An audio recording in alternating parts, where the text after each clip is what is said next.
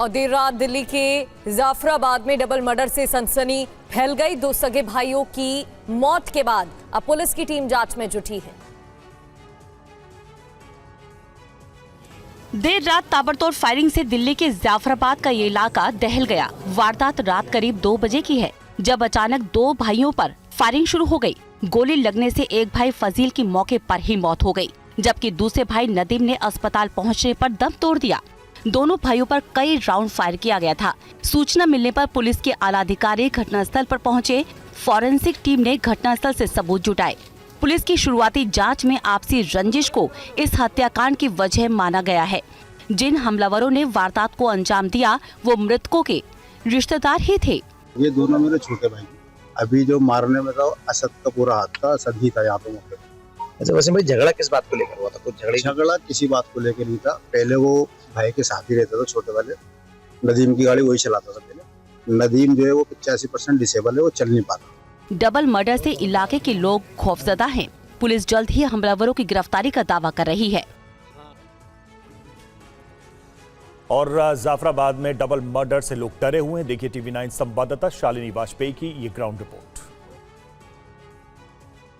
दिल्ली के जाफराबाद में देर रात फायरिंग की घटना सामने आई और इस वक्त मैं उसी इलाके में हूं जहां पर 1:40 के आसपास रात में फायरिंग की घटना हुई। तो ये जाफराबाद का वो इलाका है। मैं आपको दिखा रही हूं तस्वीरें कि यहां पर कितनी राउंड फायरिंग की गई। आप वो देख सकते हैं। तमाम यहां पर देखिए निशान जो है वो पुलिस ने बनाए हैं, कितने राउंड आप देख सकते हैं। और ये सारे जो आप राउंड देख रहे हैं ये सारे पुलिस ने बनाए हैं निशान, जहां पर गोलियां चली थी। और यहाँ इस पूरी जो फायरिंग में 2 लोगों की मौत हो गई। आप देख सकते हैं वो ब्लड के निशान भी साफ साफ आपको नजर आएंगे कि जब जो 2 सगे भाई नदीम और फाजिल पर गोली चलाई गई और उसमें से बताया जा रहा है कि फाजिल जो है वो उसकी मौके पर ही मौत हो गई। जब पुलिस यहाँ पर पहुँची, पुलिस को फ़ोन किया गया, पुलिस यहाँ पर पहुँची तो यहाँ पर फाजिल की मौके पर ही मौत हो चुकी थी और नदीम को नज़दीकी अस्पताल में ले जाया गया, जहाँ डॉक्टरों ने उसको मृत घोषित कर दिया। लखनऊ में बदमाशों ने लूट की बड़ी वारदात को अंजाम दिया है। कहां का है ये पूरा मामला, आइए जानते हैं इस रिपोर्ट के जरिए।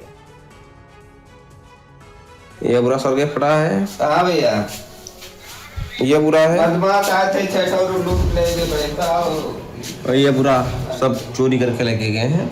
मामला लखनऊ में पारा के बुद्धेश्वर आदर्श विहार कॉलोनी का बताया जा रहा है। बदमाशों ने घर के मालिक को बंधक बनाकर लूट की इस वारदात को अंजाम दिया।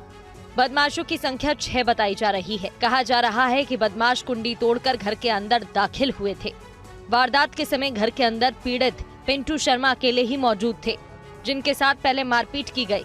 बदमाशों ने हथियार से पिंटू शर्मा का सिर फोड़ दिया और फिर उन्हें बंधक बना लिया और घर के अंदर लूटपाट करने लगे। पिंटू शर्मा के घर से 5 लाख कैश और 2 सोने की चेन लेकर बदमाश वहां से फरार हो गए। वारदात की सूचना पाकर पुलिस की टीम मौके पर पहुंची। पीड़ित को तुरंत अस्पताल पहुंचाया गया। पुलिस आसपास लगे सीसीटीवी फुटेज के जरिए बदमाशों की पहचान कर रही है। जिस तरह से वारदात को अंजाम दिया गया उससे लग रहा है शायद इन बदमाशों ने घर के बाहर से पहले ही जानकारी जुटाई होगी।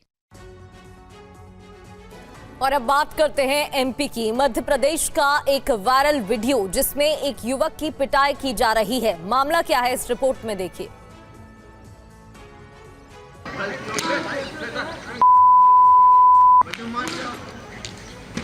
वीडियो मध्य प्रदेश के छतरपुर का है, जहां कई लड़कों ने अचानक एक लड़के को घेर लिया और देखिए कैसे बेल्ट से उसे पीटने लगे। एक युवक बीच बचाव करने की कोशिश भी करता है, लेकिन दूसरे युवक पीड़ित के साथ मारपीट बंद नहीं करते। पास ही में एक बाइक सड़क पर गिरती दिख रही है। माना जा रहा है कि पीड़ित युवक इसी बाइक पर सवार था, जिसे इस सुनसान इलाके में घेर लिया गया और मारपीट की गई। पीड़ित युवक माफी मांगकर खुद को छोड़ने की गुहार लगाता रहता है। जान बचाने के लिए पीड़ित युवक इधर उधर भागता रहता है, लेकिन दूसरे युवक दौड़ा कर उसे पीटते रहते हैं। दूर खड़े किसी शख्स ने जब इस मारपीट को देखा तो इसका वीडियो बना लिया, जो सोशल मीडिया पर वायरल हो रहा है। बताया जा रहा है कि घटनास्थल पर एक लड़की भी मौजूद थी। घटना नौगांव थाना क्षेत्र के मऊसहनिया महाराजा छत्रसाल महल के पास की बताई जा रही है। हालांकि इस मारपीट को लेकर पीड़ित युवक ने पुलिस में कोई शिकायत दर्ज नहीं कराई है। इंदौर से खबर है। इंदौर में नकाबपोश बदमाशों ने एक युवक पर फायरिंग की वारदात को अंजाम दिया, लेकिन जेब में रखा मोबाइल युवक के लिए कैसे ढाल बन गया, देखिए इस रिपोर्ट में। इंदौर में बदमाशों के हौसले इस कदर बुलंद हैं कि वो दिन दहाड़े सरेराह एक युवक पर गोली चलाकर फरार हो जाते हैं। सनसनीखेज घटना राव थाना इलाके की है, जहां ब्लैक रंग की स्कूटर पर सवार 2 नकाबपोश बदमाशों ने एक युवक को निशाना बनाते हुए फायरिंग की। गनीमत ये रही कि युवक की पैंट की जेब में रखा मोबाइल फोन और एटीएम कार्ड गोली के सामने ढाल बन गए, जिससे उसकी जान बच पाई। इंदौर की सनसनीखेज घटना का सीसीटीवी फुटेज भी सामने आया है, जिसमें देखा जा सकता है कि फायरिंग कैसे की गई। जानकारी के मुताबिक राव इलाके के रहने वाले विनय पाटीदार नाम का युवक किसी काम से जा रहा था, तभी अचानक ब्लैक रंग की स्कूटर पर सवार 2 नकाबपोश बदमाश उसके पास पहुंचे। बदमाशों ने बिना कुछ कहे युवक पर गोली चला दी। अचानक 2 व्यक्ति आए स्कूटी से और जो कि मफलर से अपना चेहरा बांधे हुए थे, उनकी तरफ फायरिंग की गई। तो उसके जेब में जो मोबाइल रखा हुआ था और एटीएम रखा हुआ था, तो वो मोबाइल में गोली लगी और मोबाइल टूट गया पूरा और एटीएम भी पूरा ब्रेक हो गया, एटीएम जो कार्ड था। और उसके बाद उसके कोई चोट नहीं आई है, वो खाली उसके रेडनेस है उसके थाई में। गोवा अग्निकांड के मुख्य अभियुक्त लूथरा ब्रदर्स को भारत लाया जा रहा है। गोवा पुलिस अभियुक्तों को ट्रांजिट रिमांड पर गोवा ले जाएगी। गोवा के नाइट क्लब में हुए अग्निकांड के मुख्य अभियुक्त लूथरा ब्रदर्स को आज थाईलैंड के फुकेट से दिल्ली लाया जा रहा है। दोनों को लेकर फ्लाइट दोपहर करीब 2 बजे दिल्ली पहुंचेगी। हादसे के तुरंत बाद दोनों थाईलैंड भाग गए थे। गोवा पुलिस दिल्ली एयरपोर्ट से ही दोनों को कस्टडी में लेगी। दिल्ली पहुंचने के बाद दोनों को कोर्ट में पेश कर उनकी ट्रांजिट रिमांड ली जाएगी, फिर उन्हें गोवा ले जाया जाएगा। गोवा के अरपोरा में स्थित birch boy Romeo Lane night club में 6 दिसंबर की रात भीषण आग लग गई थी। इसकी सूचना मिलते ही रात करीब 11:15 बजे क्लब के मालिक लूथरा भाइयों ने तुरंत दिल्ली से थाईलैंड जाने की योजना बनाई। जांच में पता चला कि दोनों भाइयों ने 7 दिसंबर को देर रात करीब 1:15 बजे ट्रैवल ऐप के जरिए थाईलैंड के फुकेट के लिए टिकट बुक किया था। अग्निकांड के बाद जिस समय फायर ब्रिगेड क्लब में आग बुझाने और रेस्क्यू में जुटी थी, उसी वक्त लूथरा ब्रदर्स सुबह 3 बजे दिल्ली के इंदिरा गांधी इंटरनेशनल एयरपोर्ट पहुंचे और 5:30 बजे की इंडिगो फ्लाइट से फुकेट के लिए रवाना हो गए थे। जम्मू कश्मीर के उधमपुर में सुरक्षा बलों और आतंकियों के बीच एनकाउंटर जारी है। मुठभेड़ में जम्मू कश्मीर पुलिस के एसओजी का एक जवान शहीद हो गया। रिपोर्ट देखिए।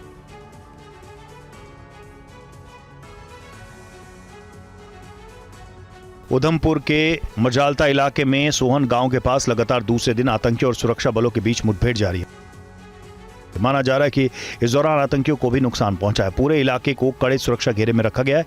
आतंकियों की संभावित भागने की सभी रास्तों को सील कर दिया गया। इलाके में अतिरिक्त पुलिस बल को तैनात कर दिया गया और सर्च ऑपरेशन जारी है। देर रात तक चली फायरिंग में एक पुलिसकर्मी की मौत हुई। वहीं अधिकारियों ने बताया कि कम से कम 3 आतंकवादी जंगल में छिपे हुए हैं।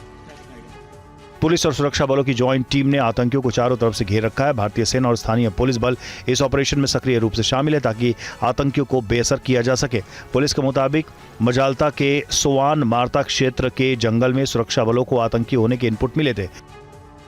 खबर थी कि आतंकी कई दिन से एक घर में जबरन घुसकर खाना खाते थे। इसी सूचना के आधार पर पुलिस के एसओजी ने सेना और सीआरपीएफ के जवानों के साथ इलाके में तलाशी अभियान चलाया।